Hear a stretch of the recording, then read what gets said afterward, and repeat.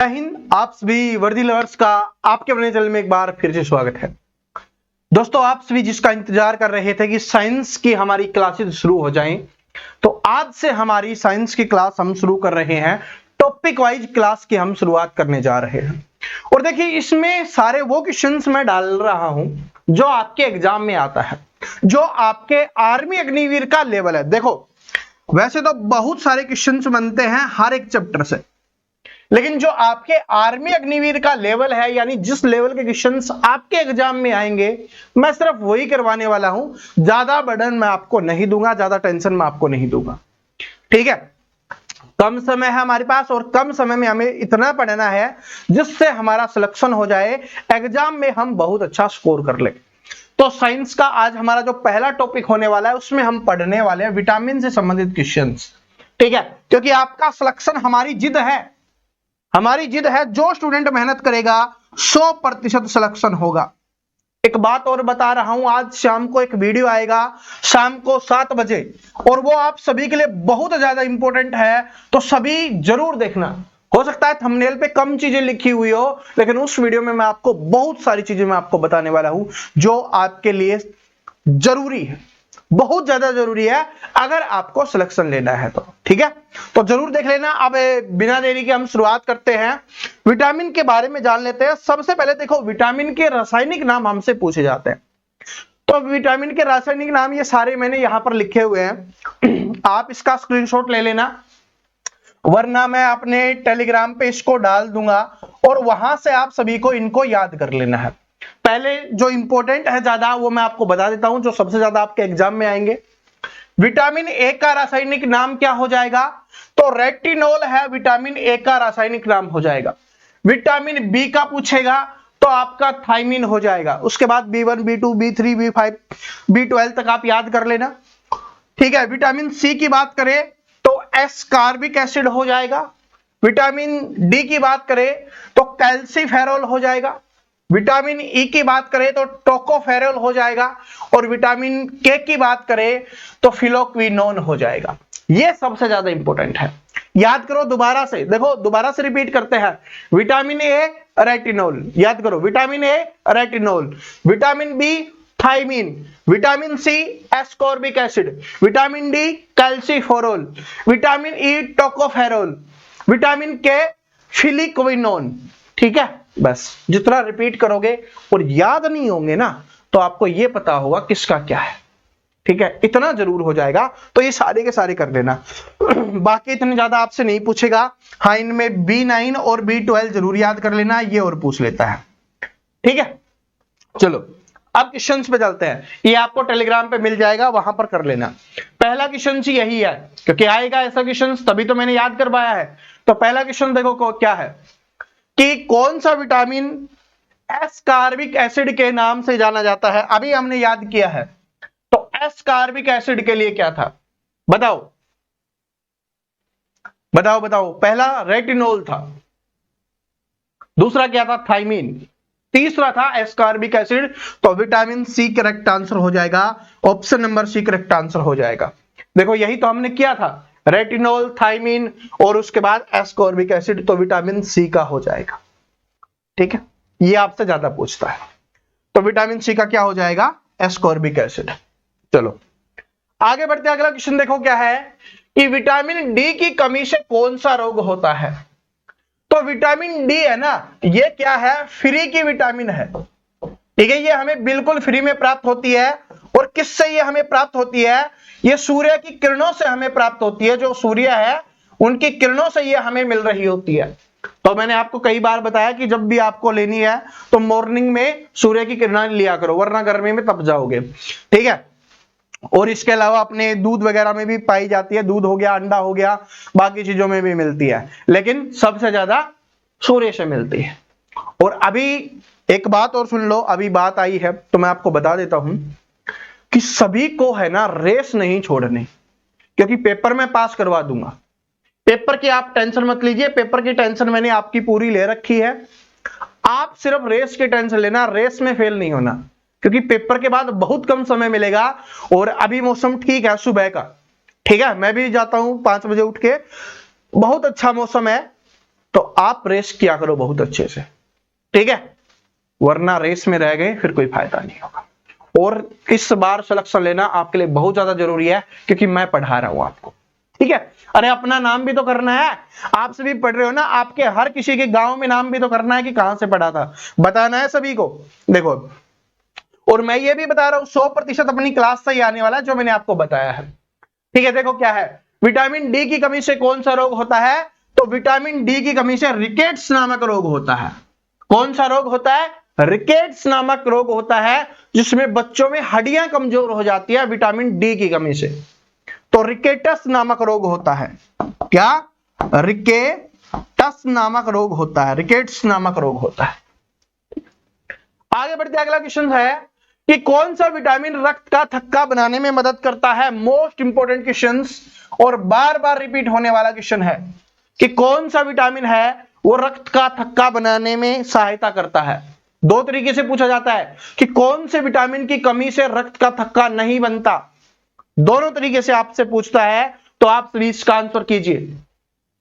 तो यह correct answer हो जाएगा विटामिन के की कमी से। इसकी कमी से, विटामिन के की कमी से रक्त का थक्का नहीं बनता, या रक्त का थक्का बनाने में कौन सा विटामिन काम करता है, विटामिन के काम करता है, ठीक है। चलो, निम्नलिखित में से कौन सा वसा में घुलनशील विटामिन है। देखो, दो चीजें होती हैं, एक होता है जल में घुलनशील और एक होता है अपना वसा में घुलनशील, ठीक है। वाटर और फैट में घुलनशील हमसे पूछा है, तो जल में घुलनशील होता है अपना विटामिन बी और विटामिन सी। कौन सा होता है, ठीक है, बी और सी है ना, वो किस में होता है, जल में। इसके अलावा जो अपना बच गया ए, डी, ई और के, ये किस में है, वसा में घुलनशील है। ये याद कर लेना, जल में घुलनशील क्या हो जाएगा, विटामिन बी और सी, और इसके अलावा जितने भी बच गए ए, डी, ई, के, ये क्या हो जाएगा, वसा में। अब हमसे पूछा है वसा में घुलनशील, तो बी क्या है, जल में, सी क्या है, जल में, बी क्या है, जल में, तो कौन सा बच गया, सिर्फ यही बच गया वसा का। तो ऑप्शन नंबर सी क्या हो जाएगा, करेक्ट आंसर हो जाएगा कि जो विटामिन डी है ये वाला, ये किसमें घुलनशील है, वसा में, ठीक है। याद हो गया, जल का याद कर लो, बाकी बचे हुए तो क्या हो जाएंगे, वसा के बच जाएंगे अपने, ठीक है। फैट सोल्यूबल अपने बच जाएंगे, तो जल का क्या है, बी और सी है, ठीक है, थायमीन और एस्कॉर्बिक एसिड। आगे देखो, किस विटामिन की कमी से रतौंधी नामक रोग होता है। किस विटामिन की कमी से रतौंधी नामक रोग होता है। देखो, विटामिन बी की कमी से हमसे पूछता है बार बार, तो विटामिन बी की कमी से बेरी बेरी नामक रोग होता है। विटामिन सी की कमी से पूछता है, तो विटामिन सी की कमी से स्कर्वी नामक रोग होता है, ठीक है, शायद ये इधर आएगा। और विटामिन डी की कमी से हमसे पूछता है, तो इससे रिकेट्स नामक रोग होता है। तो क्या हो जाएगा, विटामिन ए की कमी से रतौंधी नामक रोग हो जाएगा, विटामिन ए की कमी से, क्योंकि बी, सी, डी का मैंने आपको बता ही दिया है। तो कौन सा बच गया, ए बच गया, तो विटामिन ए की कमी से क्या हो जाएगा, रतौंधी नामक रोग हो जाएगा। आगे बढ़ते हैं, अगले क्वेश्चन पे चलते हैं कि कौन सा विटामिन सूर्य के प्रकाश के संपर्क में आने से मानव शरीर में संश्लेषित होता है। मैं आपको बता रहा हूं, ये क्वेश्चन है ना, बार बार रिपीट होगा अलग अलग तरीके से। देखो, ये पूछा गया क्वेश्चन है, ठीक है, इनमें मोस्टली क्वेश्चंस मैंने वो लिए हैं जो हमसे पूछे जाते हैं।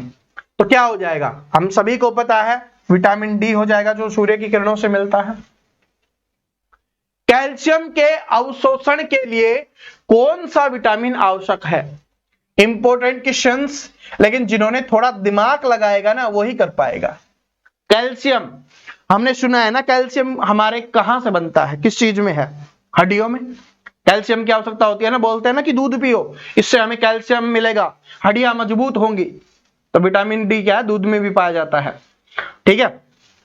तो क्या हो गया, विटामिन डी। अरे कैल्शियम का नाम आ गया तो क्या हो गया, विटामिन डी। और सूर्य की किरणों से क्या मिलता है, हमारी हड्डियां मजबूत होती हैं, हमें कैल्शियम मिल रहा होता है। चलो, किस विटामिन की कमी से स्कर्वी रोग होता है। बहुत आसान है ये तो, अभी मैंने आपको बताया था। तो विटामिन सी की कमी से, किसकी कमी से, विटामिन सी की कमी से। आगे बढ़ते हैं, कौन सा विटामिन थायमीन के नाम से जाना जाता है। देखो, जो नाम याद करवाए है ना वो पूछेगा। अब आपने अगर रट लिया कि बी है उसको थायमीन बोला जाता है, तो आपने शुरुआत में देखा होगा वहां पर कुछ लिखा हुआ था, तो वो क्या था, B1। इसको बोला जाएगा B1 को थायमीन बोला जाता है। आंसर भी चेक करवा देता हूं, आंसर अपने लिखे हुए हैं, ठीक है। मैं अभी मेरे पास समय नहीं मिल पा रहा, वरना मैं PDF वगैरह भी आपको सारी प्रोवाइड करवा दूंगा जैसे ही समय मिलेगा ना, क्योंकि आपके लिए बहुत सारी चीजें बना रहा हूं भाई। क्रैश कोर्स पे भी काम चल रहा है, ठीक है। आज से उनको पहले जो ई बुक वगैरह है मिल जाएंगी, और कल से उनको क्लास मिलना शुरू हो जाएंगे, जितने भी स्टूडेंट है जिन्होंने क्रैश कोर्स लिया है, ठीक है। तो कमेंट मत करना, आज शाम से आपको ई बुक्स वगैरह या नोट्स वगैरह अपने मिल जाएंगे, और कल से आपको जो क्लासेज मैंने बताई है ना, वो क्लासेज भी आपको मिलना शुरू हो जाएंगे, ठीक है। वो मेरी टेंशन है, ठीक है। और कल आपको नंबर भी मिल जाएगा, तो बार बार ये मत पूछना सर जी नंबर मिलेंगे बात करना, करेंगे बात, ठीक है। कल आपको नंबर मिल जाएंगे, तो क्या हो जाएगा यहाँ पर B1, ठीक है। और शाम को इंपॉर्टेंट वीडियो आएगा, सभी जरूर देखना। लाल रक्त कोशिकाओं के निर्माण के लिए कौन सा विटामिन महत्वपूर्ण है? आपसे लाल रक्त कोशिकाओं के निर्माण के लिए पूछे, या DNA के लिए भी पूछ लेता है। DNA सुना होगा ना, DNA, ठीक है। हाँ बस वही, लाल रक्त कोशिकाओं के निर्माण के लिए कौन सा विटामिन महत्वपूर्ण है, या DNA के लिए कौन सा विटामिन महत्वपूर्ण है? तो इसमें हो जाएगा, याद कर लो, बहुत इंपॉर्टेंट क्वेश्चन है, पहले नहीं आता था अभी आने लगा है, तो इंपॉर्टेंट क्वेश्चन है, बहुत कम स्टूडेंट को याद होता है। तो विटामिन B9 हो जाएगा। क्या हो जाएगा? विटामिन B9 आपका यहां पर करेक्ट आंसर हो जाएगा, लाल रक्त कोशिकाओं के निर्माण के लिए या DNA के लिए। B9 कौन सा विटामिन एंटीऑक्सीडेंट है? तो कौन सा विटामिन है जो एंटीऑक्सीडेंट है, बताओ। देखो कौन सा विटामिन है एंटीऑक्सीडेंट है? Vitamin A. सबसे पहले देखो, विटामिन ए आपसे पूछा जाता है किसमें पाया जाता है, तो बाकी देखो दूध वगैरह में तो सब कुछ ही पाया जाता है, लेकिन सबसे ज्यादा विटामिन है गाजर में पाया जाता है विटामिन ए, ठीक है, जो हमारे आंखों के लिए काफी ज्यादा अच्छा होता है, ठीक है। क्योंकि विटामिन ए की कमी से रतौंधी नामक रोग होता है, जिसको नाइट ब्लाइंडनेस भी बोला जाता है, कि रात को दिखाई नहीं देता, समझ रहे हो, रात को या कम दिखाई देता है। तो गाजर है वो सबसे ज्यादा जरूरी है, और फल वगैरह में पाया जाता है विटामिन ए अपना, ठीक है। तो विटामिन ए एंटीऑक्सीडेंट हो गया, विटामिन सी तो है ही, विटामिन ई भी है, तो ऑल ऑफ द अबव हो जाएगा, यानी तीनों ए सी ई। याद कर लेना, ए सी ई क्या है? एंटीऑक्सीडेंट है। आपसे कैसे याद, देखो मैं क्यों याद करवा रहा हूं, क्योंकि आपसे ऐसे पूछेगा कि इनमें से कौन सा विटामिन एंटीऑक्सीडेंट नहीं है, तो याद होगा ना कि ये तो है, इसके अलावा जो होगा वो नहीं होगा। चलो, किस विटामिन की कमी से पेलाग्रा होता है, ये आपने को बताना है। पेलाग्रा नामक रोग होता है, पेलाग्रा होता है, इंपॉर्टेंट क्वेश्चन है, बहुत कम स्टूडेंट को याद होगा। ईमानदारी से बताना कितने स्टूडेंट को याद है? बहुत कम स्टूडेंट को, ठीक है, क्योंकि पहले नहीं आता था ये, क्योंकि वही बेरी बेरी स्कर्वी रिकेट्स वगैरह वही आते थे, लेकिन अभी आने लगे हैं, तो हमें तो तैयारी करनी है, जो हमारे एग्जाम में आएगा वो हमें याद होना चाहिए। तो पेलाग्रा नामक रोग है वो कौन से विटामिन की कमी से होता है? विटामिन B3 के, सिर्फ बी भी नहीं रटना, B3 भी याद कर लेना है, ठीक है, विटामिन B3 से पेलाग्रा नामक रोग होगा विटामिन B3 से। आगे बढ़ते हैं कि कौन सा विटामिन आंतों के बैक्टीरिया द्वारा संश्लेषित होता है। तो आपको बताना है कि कौन सा विटामिन है जो आंतों के बैक्टीरिया द्वारा संश्लेषित होता है, बताओ कौन सा विटामिन हो जाएगा? कौन सा विटामिन है जो आंतों के बैक्टीरिया द्वारा संश्लेषित होता है? तो विटामिन के हो जाएगा आपका, ठीक है, विटामिन के।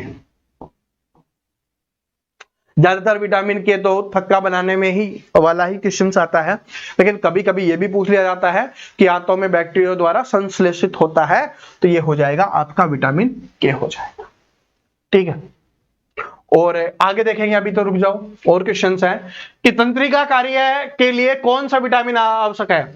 जो तंत्रिका का कार्य है उसके लिए कौन सा विटामिन आवश्यक है? तंत्रिका, तो उसके कार्य के लिए विटामिन B1 और विटामिन B12 कार्य करता है, ठीक है, विटामिन B1 और B12। और B12 किसमें पाया जाता है? जैसे मांस हो गया, ठीक है, और उसके अंदर भी कलेजा हो गया, उसमें ज्यादा पाया जाता है विटामिन B12, ठीक है, विटामिन B12 है, उन चीजों में पाया जाता है।